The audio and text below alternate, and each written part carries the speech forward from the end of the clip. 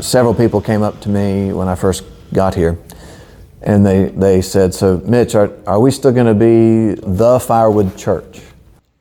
And I thought, well, yeah. I mean, that's not going to change just because I'm here. In fact, if I have anything to do about it, we're going to continue to do it. Our church is in a partnership with the Department on Aging, Project Fire, and this morning was one of our big wood delivery days. In the mountains of North Carolina, heating by wood is still something that a lot of people do, and especially people that are native to the area. I think we're feeling a real need for the community. Thank you so much. Yeah, no problem. And hundreds of students pass by that church every day as they go to class or they go to the dining facility or whatever. And we've been able to attract a number of student groups to come in and volunteer when we have our wood day. For me, it was what got me started here. When I was a student here, I took part in the wood ministry here. That big truck that we were just in, there's a picture of me asleep in the back of it as a student. But now I have the opportunity to drive that truck. Mitch has had a hard thing to do because he followed a very dynamic minister. But Mitch was actually the perfect person to follow David because he knew the church, went to Wesley. It's also really good for us to sort of have some new energy, new thoughts, new perspectives.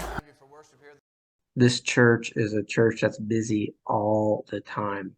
There's so much crossover happening with our students that are involved with working in the preschool, working for the youth program, getting intergenerational relationships that they wouldn't get when you're in college typically. I wanted to go to Chapel Hill for a program called Clinical Laboratory Science. So I thought, okay, well, Western will be my backup.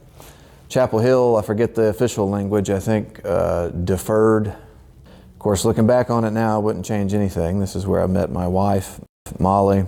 She was a worship leader in the Wesley Foundation, which is the campus ministry. That's where she and I met. Proposed to Molly right outside the door here.